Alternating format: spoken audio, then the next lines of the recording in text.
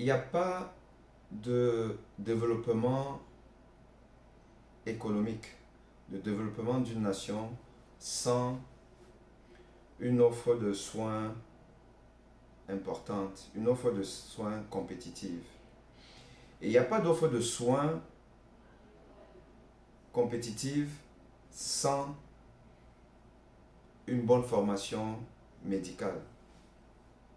Il faut un investissement médical important, et ça c'est le rôle de l'État, mais il faut des médecins bien formés. Ça aussi c'est le rôle de l'État. Je suis donc particulièrement concerné par la formation médicale, la formation des médecins, parce que quand nous voyons comment se développent les nations occidentales, nous comprenons pourquoi les pays africains ont de la peine. Et les raisons de ce retard sont multiples, mais il y a deux qui sont certainement les plus urgentes à régler. C'est l'éducation, l'offre en éducation et la santé des populations.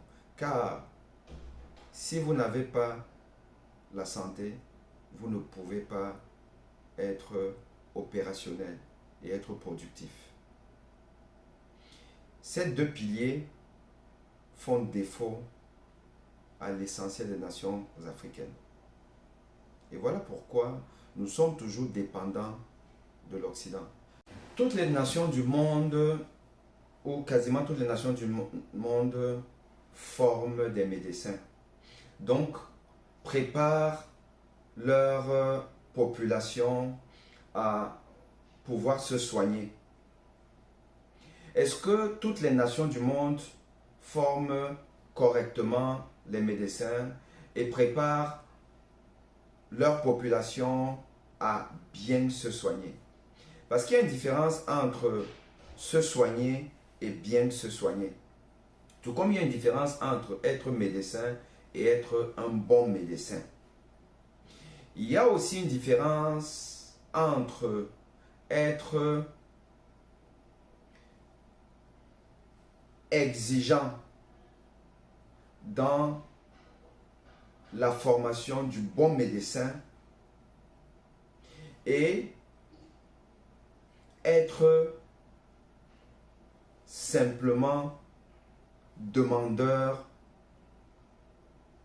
de la bonne médecine. Je me répète, il y a une différence entre être exigeant pour la bonne formation du bon médecin et être simplement demandeur d'avoir de bons médecins. Car toutes les populations du monde, tous les gouvernements du monde veulent avoir de bons médecins pour bien soigner les populations. Et pour que ces populations-là aient la plus longue espérance de vie et la meilleure productivité possible. Tous les gouvernements le veulent certainement. Mais est-ce que nous nous donnons les moyens pour cela? Qu'est-ce qui explique que malgré des ressources humaines qui potentiellement ont le niveau, les moyens financiers qui semblent être disponibles, qu'est-ce qui explique qu'il y a quand même encore des nations dans le monde où on soigne, mais on soigne de manière quelconque, et des nations où on fait des miracles en termes de soins de santé? C'est quoi la différence? Je voudrais que nous abordions ce sujet. Mais je vais d'abord vous passer deux avis sur l'exigence qu'on devrait avoir pour être un bon médecin et la valeur intrinsèque, intellectuelle d'un bon médecin. Quelle est la place du médecin et du bon médecin dans une société. Avec un parallèle, une comparaison avec un métier qui est tout autant noble, tout autant exigeant, qu'on appelle le sport. Je vais donc vous montrer, vous présenter deux avis et nous allons revenir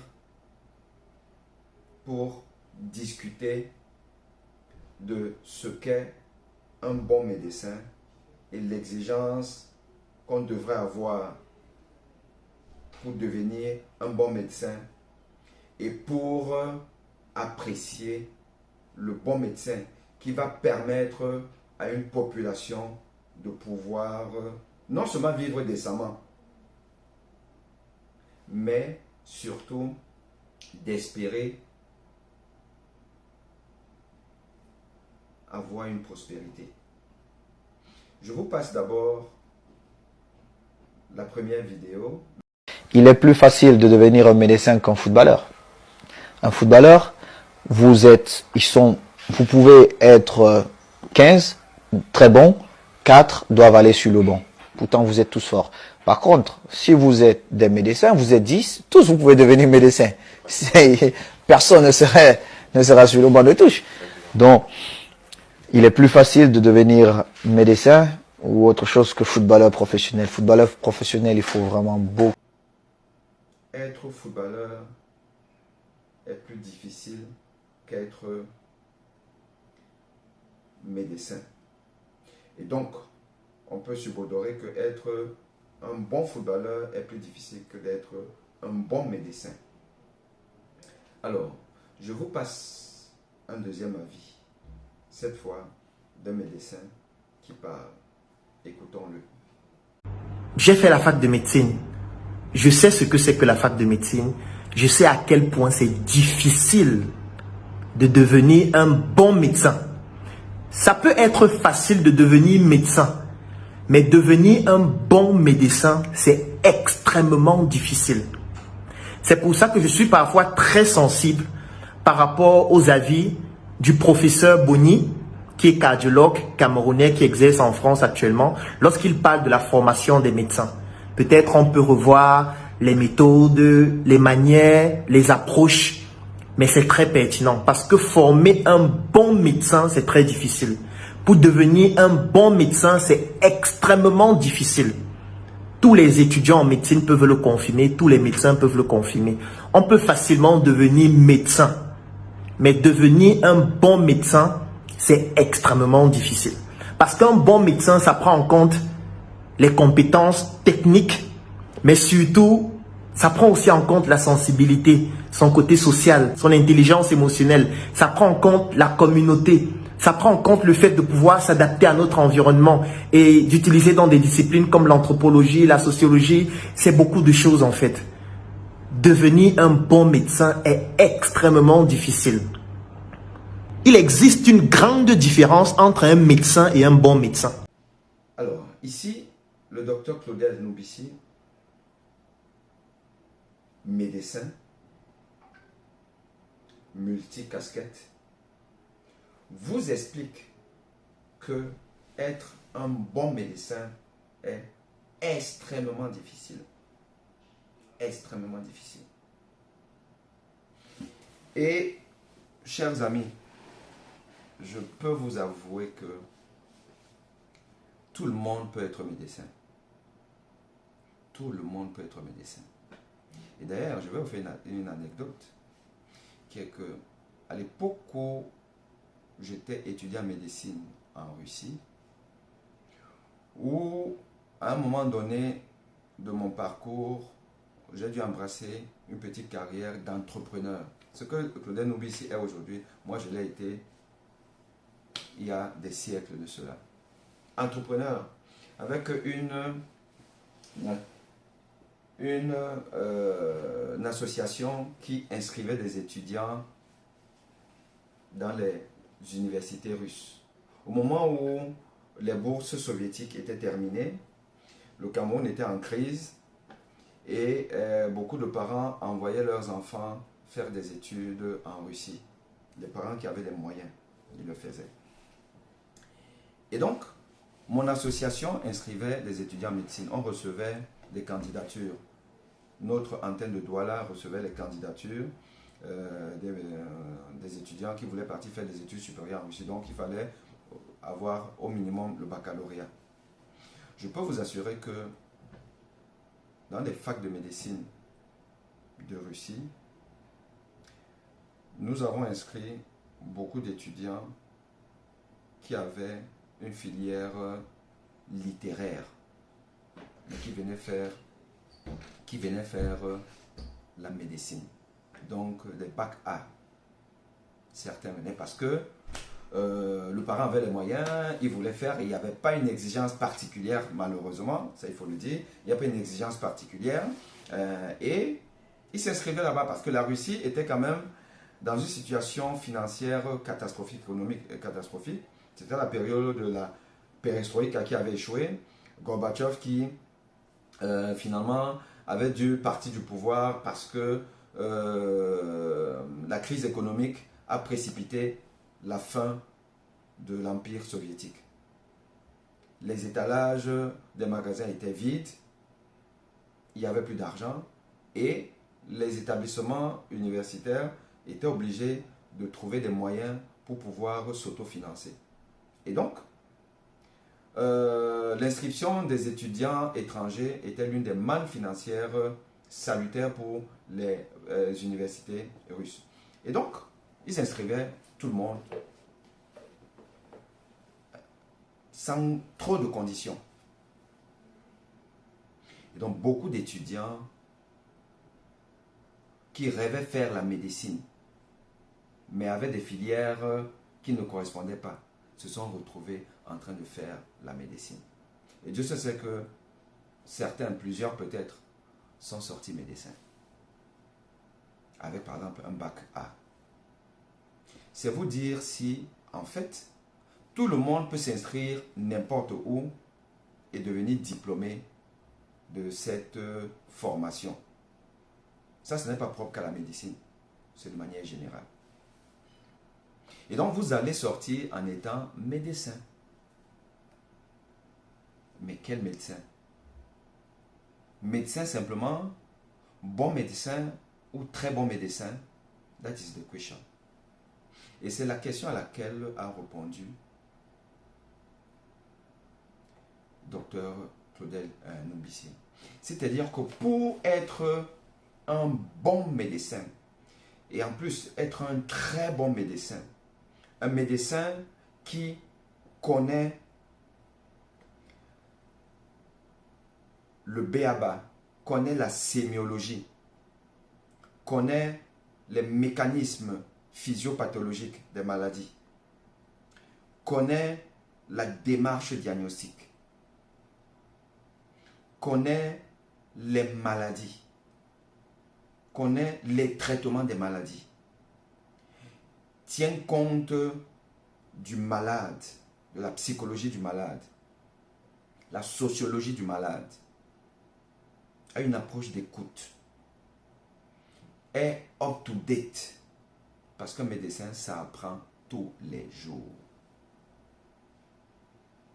Être ce médecin-là, ce n'est pas donné à tout le monde. Ce n'est pas donné à tout le monde. Il faut avoir beaucoup d'aptitude, il faut avoir beaucoup de qualité et il faut être disponible. Il faut être disponible. Il faut lire tout le temps. Il faut se ressourcer, il faut se cultiver parce que l'évolution de la médecine, elle est dynamique. Et il faut toujours être à l'affût de la dernière connaissance. Être un excellent médecin, ce n'est donné qu'à une poignée. Donc l'excellent médecin rejoint ce fameux footballeur dont faisait allusion à M. Eto'o, le footballeur. C'est-à-dire les Platini, les Maradona, les Beckenbauer, les Xavi et consorts. On est dans du très haut niveau. Mais des footballeurs branquignoles, bras cassés ou pieds cassés, qui, par des mécanismes un peu compliqués, parce que vous avez le bon argent et tout, vous allez avoir un club. On sait tous ce que c'est. Parce que déjà, le football, au départ, c'est un plaisir. Nous avons tous joué au football. Nous jouons tous au football. Et il suffit d'avoir le bon argent et tout, on sait que vous pouvez aller au plus haut niveau. Et on a connu des footballeurs comme ça. Mais l'excellent footballeur, comme a été Samuel Eto'o, ce n'est pas donné à tout le monde. L'excellent médecin, ce n'est pas donné à tout le monde. Et ça se respecte. Et vraiment, j'espère que les peuples du monde respectent les médecins, mais surtout les bons médecins et davantage les très bons médecins. Et moi, je rêve de voir beaucoup de bons médecins et d'excellents médecins en Afrique pour endiguer les évacuations. Parce que le bon médecin déjà va exiger de son état des conditions pour exercer son art. Le médecin moyen s'en fout. Il fait avec les moyens qu'il a. D'ailleurs, ça l'arrange que l'État ne mette pas assez de moyens. Parce qu'il aura une excuse. Il sera donc ce que Claudel a appelé là les assassins. Écoutez Claudel. J'ai fait la rencontre d'un de nos enseignants qui s'appelait le docteur Nga, aujourd'hui de regretter mémoire, qui m'a tellement choqué parce que c'est lui qui m'a permis de comprendre que il existe une grande différence entre un médecin et un bon médecin. Il considérait les médecins comme des criminels qui ont le permis de tuer grâce à leur blouse blanche. Parce que leur blouse blanche leur donne la permission de tuer des gens tous les jours, sans procès, sans problème, parce qu'on ne sait pas que les criminels, c'est eux. Ils ont leur blouse avec leur stéthoscope en bandoulière, ils se baladent là, ils haussent des épaules, ils jouent les dangereux avec le cerveau vide. Et chaque fois qu'un cas vient, il précipite ces personnes-là. Il appelait ça les médecins. Et il disait que pour être un bon médecin, il faut être quelqu'un qui lit beaucoup, qui se documente, qui dort à l'hôpital, qui suit les cas, qui est toujours avec des aînés, les maîtres pour apprendre, qui étudie, qui lit des livres, qui ne peut même pas avoir une vie sociale normale parce qu'il sera tellement... Les mots me manquent. Voilà. Le médecin moyen sera confortable de dire à la famille éplorée que il n'y avait pas l'équipement, il n'y avait pas le bilan, il n'y avait pas l'échographe, la radio était en panne. Oui, il se cache derrière la défaillance de l'État, le médecin moyen. Et nous fabriquons beaucoup de médecins moyens. Le médecin excellent, il demande les moyens. Il exige ça. Et dans son cursus, dans sa formation, il ne peut pas se permettre de ne pas accorder le temps nécessaire pour se former. Le docteur Claudel vous a dit qu'il a dû abandonner la musique en 6e année. C'était même un peu tard.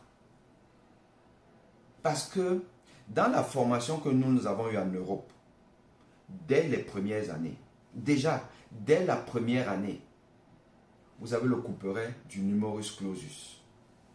Où vous savez que si vous n'êtes pas parmi les meilleurs, vous ne passez pas en année secondaire, enfin en deuxième année. Mais vous ne pouvez pas passer votre temps à faire de la musique. Oui, on peut, Mais c'est extrêmement difficile. C'est extrêmement difficile. Sauf à être un génie. Sauf à être un extraterrestre. Donc moi, je veux bien donc qu'on m'explique qu'une enfant étudiante passe en 6e année en passant quand même beaucoup de son temps à faire de la musique de haut niveau.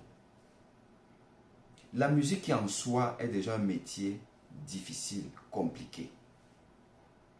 Donc, allier les deux métiers. Quand vous êtes encore en formation, un médecin, vous êtes déjà médecin, vous pouvez vous passionner ou vous réactiver votre passion pour votre second métier qui est la musique. Il n'y a pas de problème. Mais pendant que vous êtes étudiant en médecine, vous faites la médecine et en même temps, vous faites la musique à un haut niveau. C'est impossible. Je suis désolé. C'est impossible. Apprenons à ne pas nous mentir. Apprenons à ne pas mentir le peuple. Apprenons à ne pas présenter au peuple le mauvais exemple. Je suis désolé, le signal n'est pas bon. Le message n'est pas bon. De la part de la fille d'un haut responsable d'un pays, ce n'est pas bon. Chère Claudel, au-delà de simplement donner des conseils à notre jeune sœur, à ma fille, parce que elle a l'âge de mon fils. Et mon étudiante, parce qu'elle aurait pu être mon étudiante. Si elle était à la fac de médecine de Douala, elle serait mon étudiante. Je dis non. Ce n'est pas, on n'est pas dans une espèce de rattrapage. De rattrapage en allant faire de l'humanitaire et tout. Il ne s'agit pas de ça, Claudel. Là, je suis fondamentalement pas d'accord avec toi. Je crois qu'à un moment donné dans la vie, il faut savoir dire la vérité. Elle peut être blessante, mais elle est noble, elle est justifiée. Car il s'agit de l'intérêt d'une nation. On ne peut pas légitimer la forfaiture. Les études en médecine demandent une concentration, demandent un dévouement, demandent à ce qu'on consacre sa vie à ça pendant ces 7 années de médecine. On peut avoir, et on a le droit d'avoir des hobbies, des trucs qu'on fait, mais ça ne peut pas être en compétition avec la formation en médecine. Ce n'est pas possible. Ça peut être en compétition. On peut tous faire un peu du foot, du dimanche, faire de la musique comme ça, là, pour s'amuser et tout. Mais on ne peut pas avoir deux professions en même temps. La profession d'être étudiant en médecine et être artiste chevronné, aguerri, qui fait des tournées, qui fait des entraînements, de je ne sais pas trop quoi. Non. Sauf à décider d'être un médecin moyen. Et est-ce que c'est donc un message pour une nation que la fille d'une autorité aussi importante se débrouille à devenir un médecin moyen? On se développe avec les médecins moyens. Et chère Claudel, en parlant de la manière, parce que de manière subtile et respectueuse, et ça j'apprécie, tu as essayé de critiquer ma façon de critiquer le système dans lequel nous vivotons depuis 40 ans. Et je dis, Claudel, on ne pleure pas. On ne pleure pas ici. On ne pleure pas dans les réseaux. C'est toi-même qui l'as dit. Donc ne pleure pas.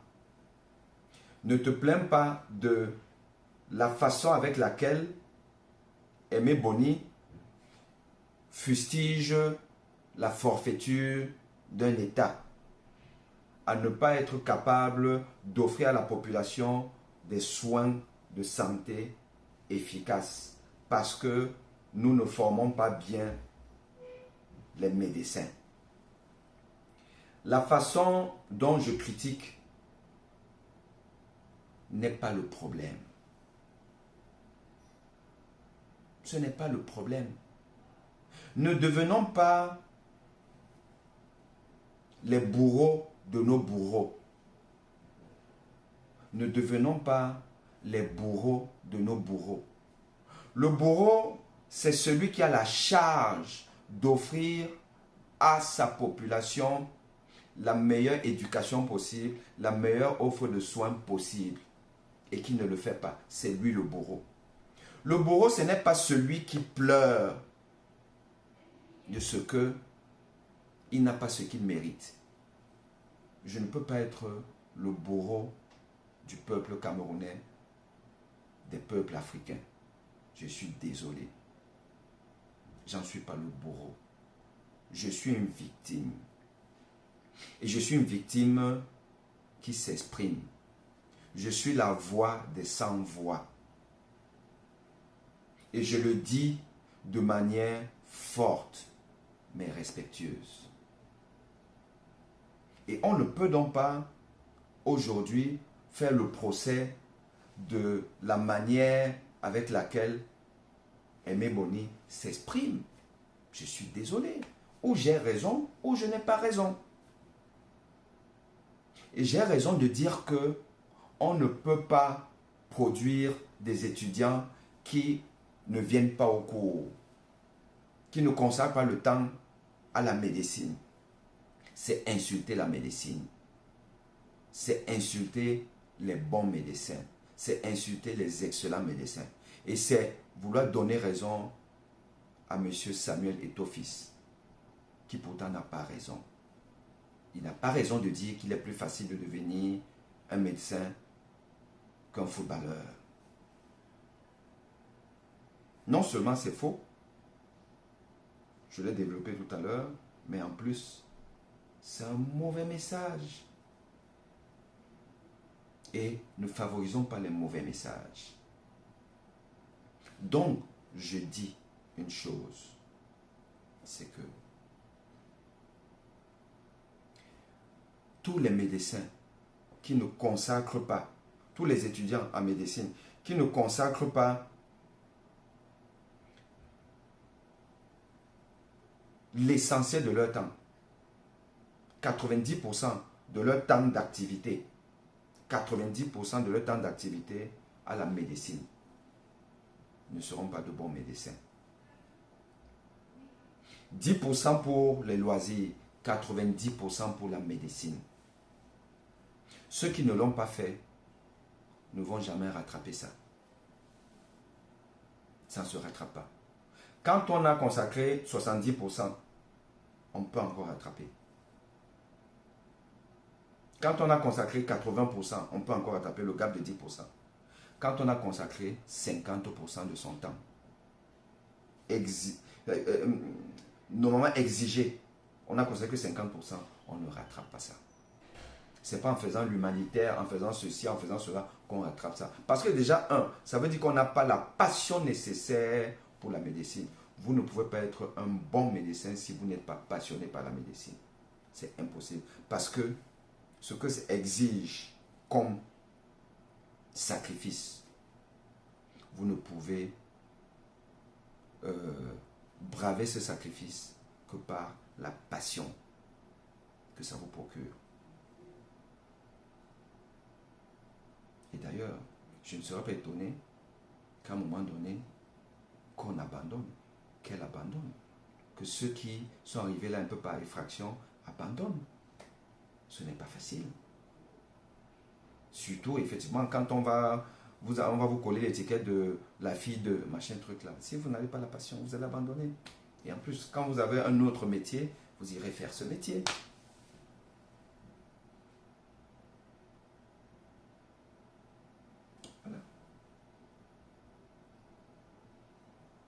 je sais ce qu'il faut pour être un bon médecin.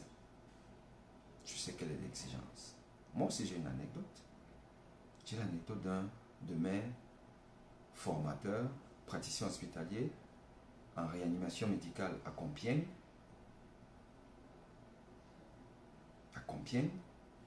Qui m'a dit un jour, Aimé, tu es nul. Il me l'a dit. J'étais interne en réanimation médicale. Donc, moi j'étais interne en spécialité en cardiologie, mais donc il faut faire des stages dans des disciplines un peu complémentaires. Donc j'ai fait un stage en réanimation. Et la réanimation médicale polyvalente, c'est quand même autre chose. Et donc le temps d'apprendre, d'être dans les trucs, un praticien il m'a dit, mais tu es nul. Je suis rentré dans ma chambre, j'ai pleuré. Et je me suis dit, mais je vais démontrer à ce monsieur que je ne suis pas ce qu'il dit. Et j'ai doublé d'efforts, j'ai redoublé d'efforts. Et quelques temps après, ce monsieur m'a dit, mais je vois ce que tu as fait comme effort. Je voulais justement te secouer un peu. Parce que tu commençais un peu à te prendre pour celui que tu n'es pas encore. Mais je sais que tu as un avenir radieux devant toi. J'étais interne de cardiologie. Je suis après devenu cardiologue. Et j'ai embrassé une carrière universitaire, une carrière de recherche. Aujourd'hui, je suis ce que je suis. C'est aussi grâce à lui. Et quand j'ai passé mon accréditation en France, il a été l'une des premières personnes que j'ai appelées. Il m'a dit, mais ça ne me surprend pas. C'est vous dire à quel point la médecine n'est pas facile. Et beaucoup de médecins ont des anecdotes comme ça. Et quand vous n'êtes pas dans un environnement où on est exigeant vis-à-vis de vous, quand vous n'êtes pas dans un environnement où on remet en question vos connaissances, vous ne progressez pas. Et je ne suis pas sûr que dans cet environnement politique du Cameroun, je ne suis pas sûr que la fille de M. Baboke a eu un seul de ses enseignants qui lui a dit « tu es nul ». Car on sait ce que ce dernier-là aurait pu avoir comme représailles. Et donc, il est possible que tout le monde lui dise que tu es la meilleure. Mais on ne trompe pas la science. On ne trompe pas la science. Et donc, je termine en disant, cher peuple, ayez des standards d'exigence très au-dessus de la moyenne. Exigez de vos médecins d'être de bons médecins.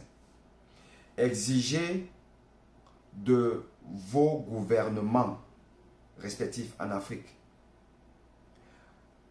de donner les conditions aux apprenants de devenir d'excellents médecins.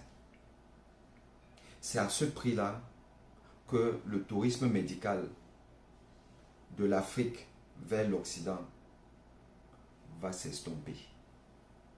C'est à ce prix que nos présidents se soigneront en Afrique. C'est à ce prix qu'on va vraiment rallonger l'espérance de vie.